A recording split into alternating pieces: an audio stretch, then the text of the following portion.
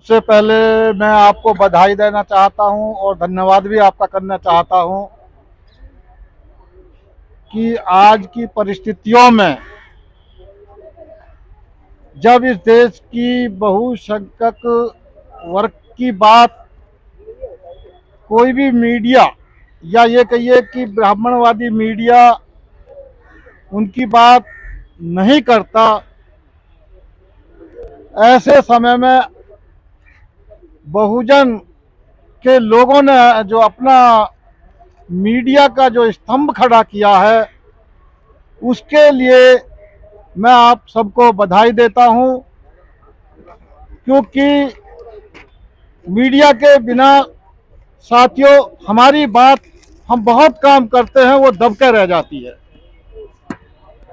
तो मीडिया का जो हमारे समाज के नेता हैं उनकी बात को पहुंचाने का बहुत बड़ा रोल होता है। मैं खुद भी प्रिंट मीडिया से जुड़ा रहा हूं, अब से नहीं, कांशीराम जी के समय में जब मैं उनके साथ काम करता था तब भी बहुजन संघ को मैंने देखा। उसके बाद में जब हम उनसे किन्हीं कारणों से अलग हुए तो मैंने खुद ने अपना एक पेपर इस्टेब्लिश किया बहुजन संघर्ष के नाम से। बामसेप ने उसका पूरा सहयोग किया और वो भी निरंतर लगभग 15 साल तक चला। वाघ साहब उसके गवाह हैं, जस्टिस वाघ साहब जो आपके बीच बैठे हैं वो हमारे गवाह हैं। तो साथियों हमने भी अपने तौर तरीके से प्रिंट मीडिया के माध्यम से समाज को जगाने का काम किया, लेकिन साथियों हमें जो सफलता मिलनी चाहिए थी वो सफलता हमें आज तक नहीं मिली। और इसी दौर में जब इलेक्ट्रॉनिक्स मीडिया का पूरे जोर शोर से हावी हो गया तो प्रिंट मीडिया का जो वजन है वो काफ़ी कम हो गया। तो साथियों आपकी भूमिका, इलेक्ट्रॉनिक मीडिया के साथियों की जो भूमिका है वो बहुत बड़ी भूमिका बन गई है। तो मैं आपसे इतना ही गुजारिश करना चाहूँगा कि साथियों देश को आज़ाद हुए 75 साल गुजर गए और इस 75 साल में अभी भी हम संघर्ष के रास्ते पर ही हैं, जबकि आबादी के हिसाब से सत्ता के केंद्र बिंदु हम होने चाहिए थे। जो नेतागण आज इस मंच पर बैठे हैं इनके हाथों में बागडोर होनी चाहिए थी, लेकिन आज भी हम लोग सड़क पर हैं और सड़क पर ऐसे प्रेस कॉन्फ्रेंस के माध्यम से जो हम अपनी बात कर रहे हैं वो भी बात हमारे लिए आज एक नागवार से गुजर रही है। मित्रों मैं आपको एक उदाहरण देना चाहता हूं कि जो प्रेस है उसका कितना बड़ा रोल होता है। एक बार कुछ विदेशी पत्रकार जब भारत आए, जब देश के विभाजन की बात चल रही थी, तो वो 3 भारत के जो महान बड़े व्यक्ति थे उनका वो इंटरव्यू लेना चाहते थे। उनमें एक मिस्टर जिन्ना थे, महात्मा गांधी थे, बाबा साहब अम्बेडकर थे। बहुत सारे लोग इस बात को जानते हैं, मैं सिर्फ दोहरा रहा हूं। वो जिन्ना के पास गए, जिन्ना सोते हुए मिले, गांधी के पास गए, गांधी के सोते हुए मिले, लेकिन लास्ट में जब वो बाबा साहब के बंगले पर पहुंचे तो बाबा साहब रात के 12 और 1 बजे के बीच भी पढ़ रहे थे। कोई नहीं उससे समझ तो उन्होंने सब एक ही बात कही कि बाबा साहब आप इतनी रात में भी जाग रहे हो। तो बाबा साहब ने पत्रकार बंधुओं को कहा कि भाई गांधी का समाज, अगर गांधी सो रहा है तो उसका समाज जाग रहा है, अगर जिन्ना सो रहा है तो उसका समाज जाग रहा है, लेकिन मेरा समाज सो रहा है इसलिए मैं जाग रहा हूं।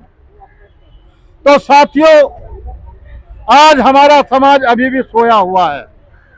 ऐसे माहौल में आपकी जिम्मेदारी और हमारी जिम्मेदारी तो है ही, लेकिन आपकी जिम्मेदारी बढ़ गई है।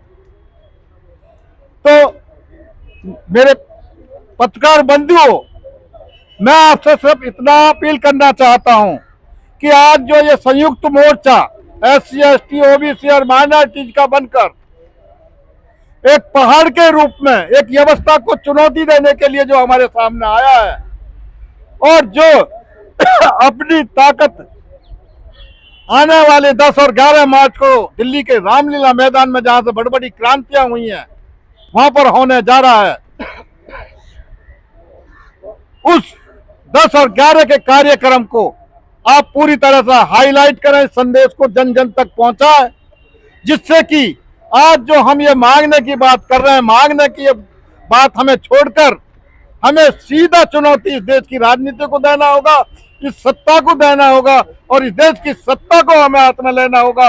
और आने वाले जो 2024 का चुनाव है, हमें अपना पूरा ध्यान उस पर केंद्रित कर कर एक रणनीति बनानी होगी, एक जगह बैठकर रणनीति बनानी होगी कि ऐसे में हमें किस तरीके से जिन लोगों ने इस देश की हालत ऐसी बनाई है उनको कैसे यहाँ से भगाया जाए, कैसे हटाया जाए। इन्हीं शब्दों के साथ मैं पुनः आप सभी का धन्यवाद करना चाहता हूँ, इस मंच का भी धन्यवाद करना चाहता हूँ। जय भीम, जय भारत। इस क्रम में आगे जो है विजेंद्र यादव जी हैं। सबसे पहले मैं मीडिया बंधुओं का हार्दिक स्वागत करता हूं। सबको मेरा नमस्कार। साथियों, 10 और 11 मार्च को दिल्ली के ऐतिहासिक रामलीला मैदान में देश भर के तमाम सैकड़ों बहुसंख्य समाज के संगठनों के द्वारा एक संयुक्त मोर्चा बनाकर संयुक्त बहुसंख्यक समाज मंच के माध्यम से 10-11 मार्च को दिल्ली के रामलीला मैदान के अंदर, जो देश के अंदर एक वर्षों पुरानी हमारी मांग है, देश में जो जनगणना के साथ जातिगत जनगणना की, जो अब इस समय जनमत मुद्दा है और जो बहुसंख्य समाज की सभी बीमारियों की दवाई है, कहीं ना कहीं प्रमुख मुद्दा जातिगत जनगणना। और जो EVM द्वारा जो बाबा साहब ने हमारा वोट की संविधान के तहत वोट की ताकत दी थी, उस वोट की ताकत को EVM ने खत्म कर दिया। उस वोट की ताकत को बचाने के लिए बैलेट पेपर से चुनाव कराकर इस देश के अंदर ईमानदारी से चुनाव कराया जाए।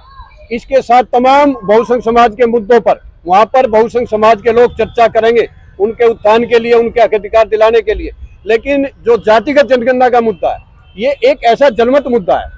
अगर ये आने वाले संसद के सत्र के अंदर जो मार्च में हमारा शुरू होने जा रहा है और जो मान्यवर काशीराम की जयंती पर जो 10-11 मार्च को हम लोग इस न्याय अधिकार महाकुंभ को करने जा रहे हैं, तो जातिगत जनगणना कराने की क्यों जरूरत पड़ी हमारे को?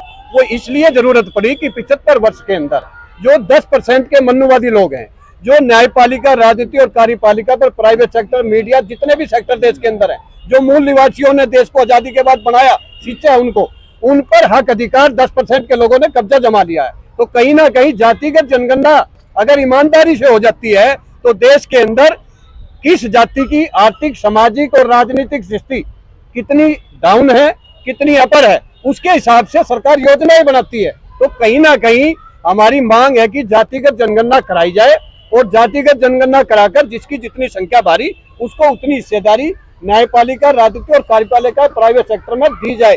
और आने वाले टाइम में जो EVM द्वारा जो वोट की ताकत को हैंग किया जा रहा है, तो हमारा ये मुद्दा है कि आने वाले विधानसभा चुनाव और 24 के लोकसभा चुनाव से पहले जो भी चुनाव हो उसको बैलेट पेपर से चुनाव कराया जाए।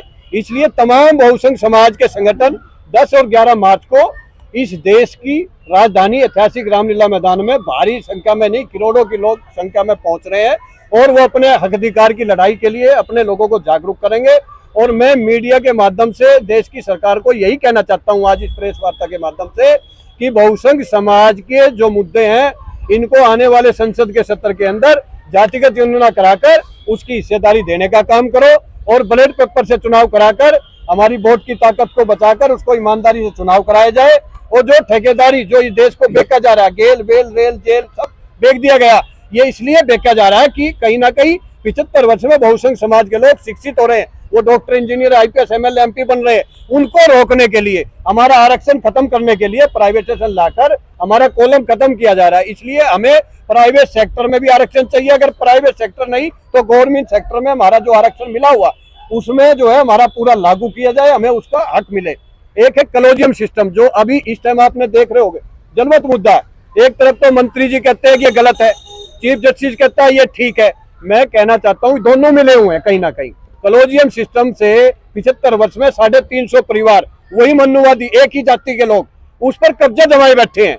क्योंकि नए ये जो यूपीएससी की परीक्षा की तरह का अगर जजों की भर्ती हो तो कहीं ना कहीं SC ST OBC माइनॉरिटी के बच्चे भी उसमें जज बन सकते हैं। इसलिए कॉलोजियम सिस्टम को खत्म करना हो, इंटर व्यवस्था को खत्म कर यूपीएससी की परीक्षा कराई जाए। और आने वाले टाइम में अगर बहुसंख्य समाज के लोग इकट्ठा होकर इस लड़ाई को लड़ेंगे तो जातिगत जनगणना भी होगी और हम अपने अधिकार को ले पाएंगे। इसलिए दिल्ली के रामलीला मैदान में मैं तमाम बहुसंख्य समाज के संगठनों से, बहुसंख्य समाज के नेताओं से, बहुसंख्य समाज के समाज सेवियों से आह्वान करता हूं कि वो 10 और 11 मार्च को दिल्ली के ऐतिहासिक रामलीला मैदान में भारी संख्या में पहुंचकर इस न्याय अधिकार महाकुंभ को कामयाब करें और बहुसंख्य समाज के हक अधिकार दिलाएं। रामविश्वास कुशवाहा जी भोपाल से। आइए सर। मैं रामविश्वास कुशवाहा, महासचिव पिछड़ा वर्ग विकास मोर्चा मध्य प्रदेश। इस आयोजन में मध्य प्रदेश के सभी चलो ठीक है, दूसरे साथी। अच्छा, RB यादव जी।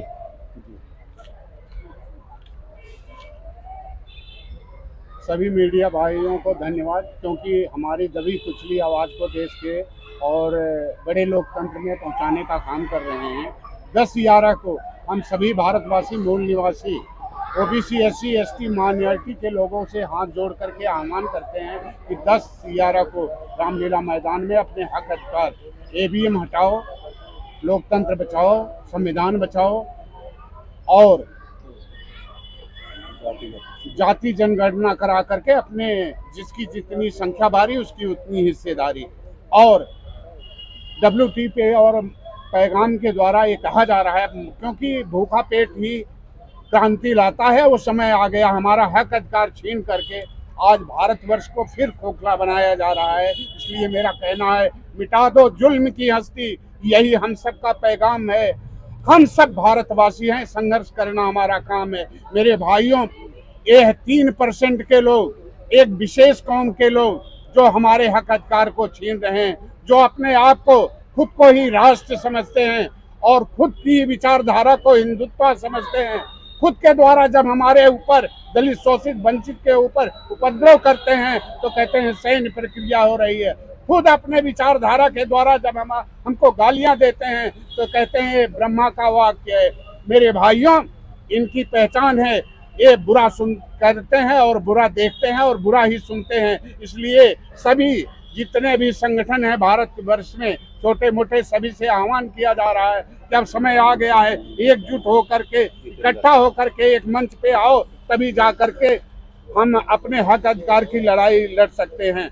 और OBC SC मूल निवासी वह सोता हुआ शेर है, जिस दिन जग जाएगा ये सब के सब ढेर हो जाएंगे। इसलिए समय आ गया है। 2024 अगर कहीं आपके हाथ से चला गया तो फिर नवीन रियासतीकरण हो जाएगा, फिर उसी तरह का जैसे राजा महाराजा की तानाशाही चलती थी। आज गद्दी पर देख लीजिए, गद्दी पर जो बैठे हैं बुज़दिल हैं, फौलाद नहीं। आवाम, किसान, मजदूर, दलित, शोषित, वंचित का दर्द हो क्या जाने, जिनके घर औलाद नहीं।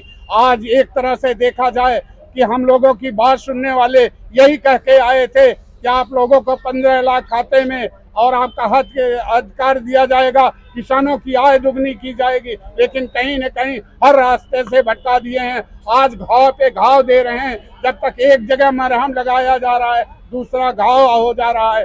झूठ पे झूठ बोल रहे हैं, ये कब तक चलेगा? आज पूरा भारतवर्ष देख रहा है, पूरा विश्व की निगाह भारत पे रहती थी।